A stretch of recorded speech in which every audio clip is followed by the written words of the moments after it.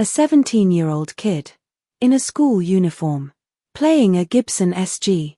In front of 70,000 screaming fans. That shouldn't work. But Angus Young made it the most iconic look in rock history. AC/DC didn't just sound like lightning, they looked like it.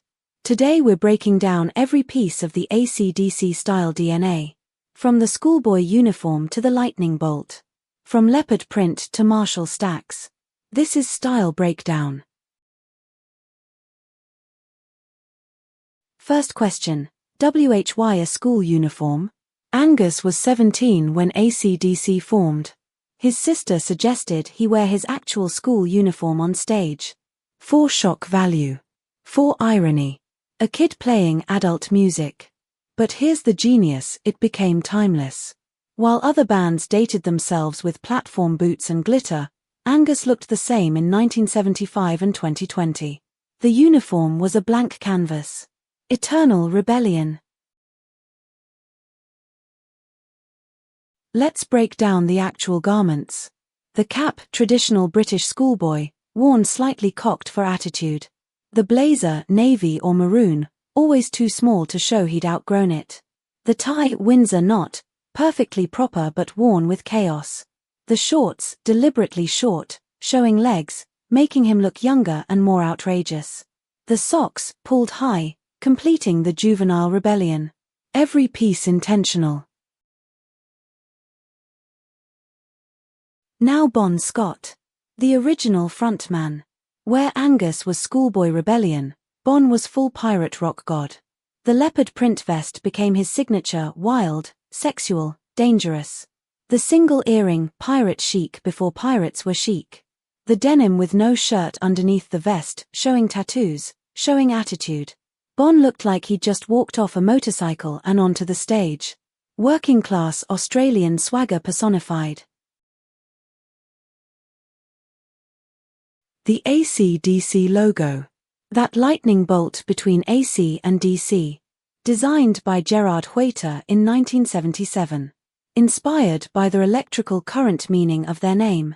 But here's the genius, it's not just a logo. It's a sound made visual. That jagged electric bolt is what their guitars sound like. Sharp. Dangerous. High voltage. The logo doesn't just identify the band, it describes their music. Visual branding perfection. The gear. AC/DC used Marshall amps. But here's what most people miss, early Marshall amps had orange covering. Not black. Orange. And their sound? Players described it as citrus, bright, cutting, orange sounding. Malcolm and Angus stacked those orange Marshalls behind them like walls. The visual matched the sonic, bright, loud, impossible to ignore. And that sound. It literally sounds like lightning. Crack. Sizzle. Electric fire. But beneath all the flash, the schoolboy uniform, the leopard print, the lightning bolts, AC/DC was fundamentally working class. Hard-drinking Irish and Scottish lads.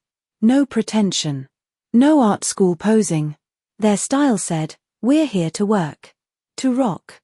The stripped-down aesthetic, minimal makeup, minimal costume changes, maximum sweat. They looked like they'd just come from the factory floor. And that authenticity made them massive. Real recognizes real. Here's what separates iconic style from fashion: consistency. From 1975 to today, nearly 50 years, the AC/DC look barely changed. Angus still wears the schoolboy uniform. The lightning bolt still crackles. The Marshall stacks still tower. While other bands reinvented themselves every album, AC/DC said, we know who we are. That confidence became their superpower. You always knew exactly what you were getting. And that's why the style endures. So here's the full AC/DC style breakdown. The schoolboy uniform, eternal rebellion. The leopard print, dangerous sexuality. The lightning bolt, sound made visual. The orange Marshalls, citrus fire. The working class authenticity, no pretension. The 50-year consistency, confident identity. Every element intentional. Every piece working together. That's not just fashion, that's branding genius. Visual identity so strong it became inseparable from the music itself. Let's talk about Angus's guitar, the Gibson SG. Not just any guitar, the most rock and roll shape ever designed. 2 devil horns. Lightweight so a kid can swing it around. And that cherry red finish. Fire. Angus chose it because his small frame needed something light. But visually, it became part of the uniform. The schoolboy holding the devil's guitar. Innocent meets dangerous. The SG's sharp angles matched the lightning bolt logo. Everything connected. Even the instrument was part of the look. Bon Scott was covered in tattoos way before it was mainstream. 1970s Australia. Tattoos meant outlaw, sailor, criminal. Definitely not respectable. Bon had them everywhere: arms, chest, back. Rock and roll imagery. Pin-up girls. Skulls. Each one told a story. But here's the style genius. Those tattoos showing through the open shirts and vests. That was calculated. The ink made him look dangerous even when he was smiling. Bad boy aesthetic with the talent to back it up. Today everyone has tattoos. Bon made them rock uniform before anyone else. Notice what AC/DC didn't wear. Satin. Velvet. Silk. All that glam rock fabric. Nope.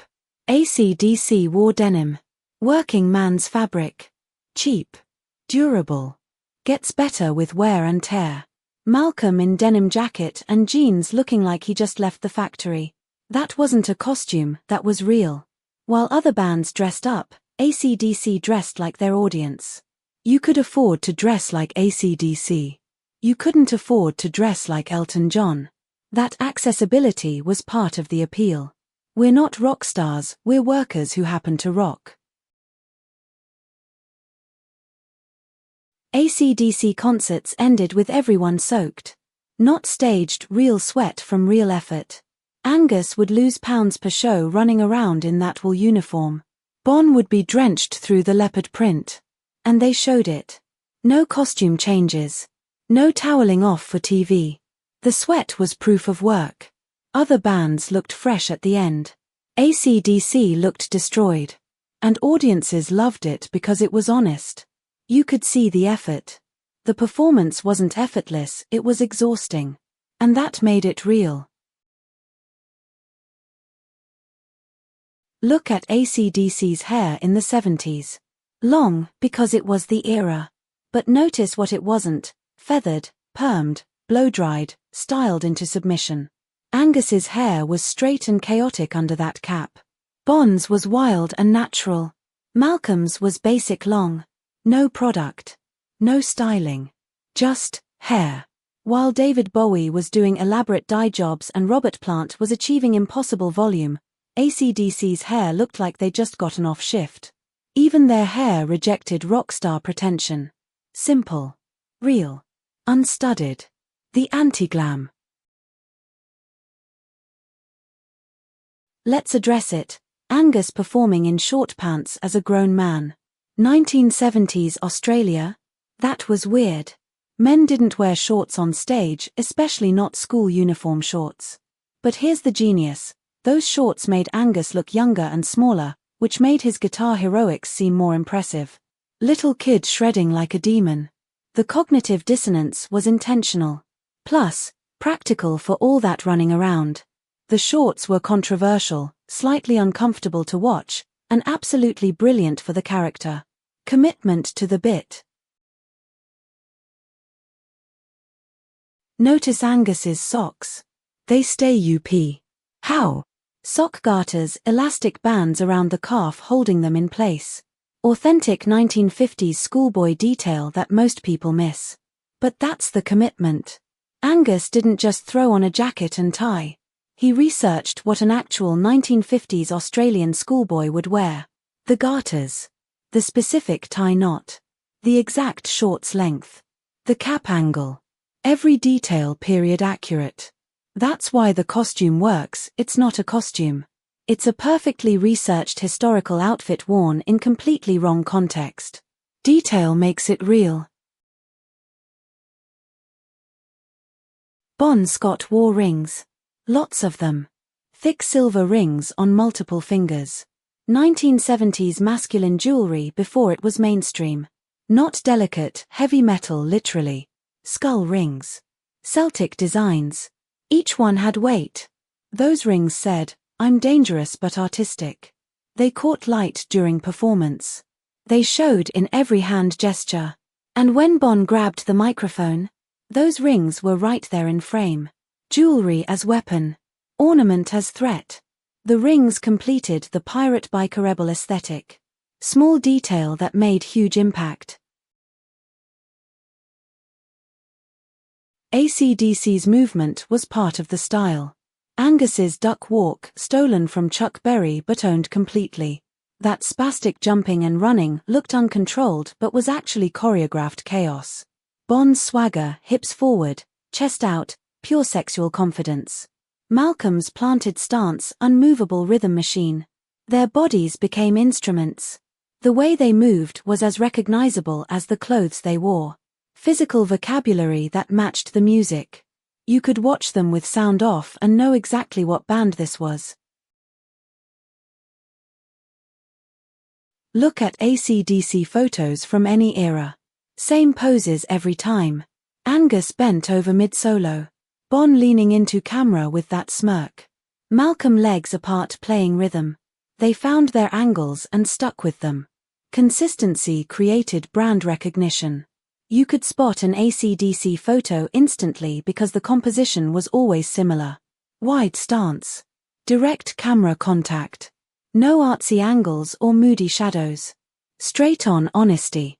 That photographic consistency reinforced the musical consistency.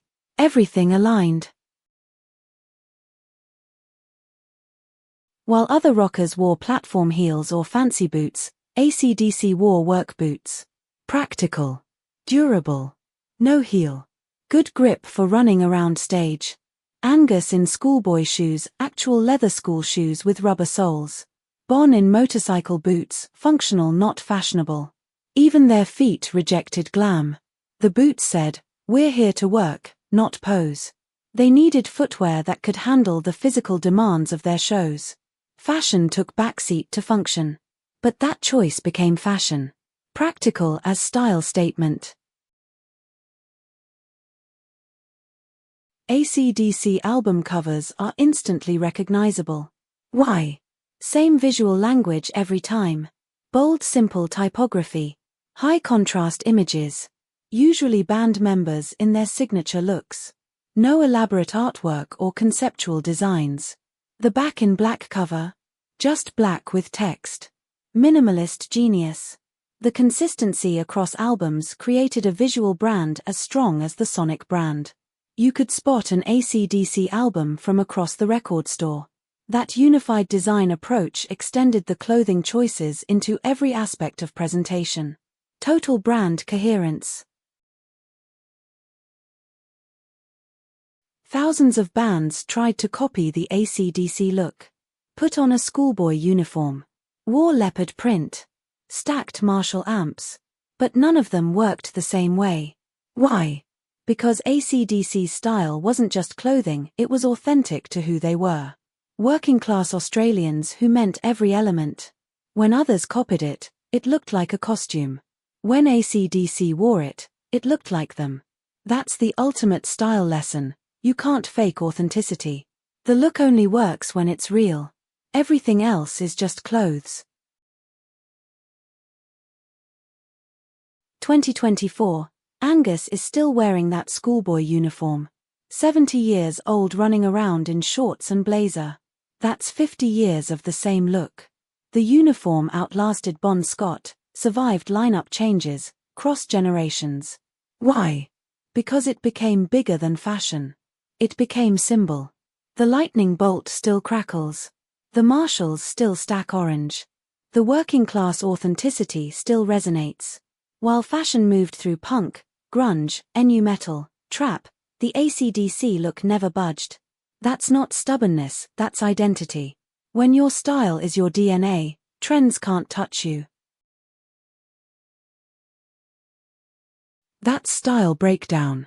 We take iconic looks and show you why they work. Next episode, David Bowie's Ziggy Stardust, the fashion revolution that changed music forever. Subscribe now. Hit the bell. Every week we break down another legendary style. From runways to rock stages. From haute couture to streetwear. Understanding what makes looks legendary. See you next time.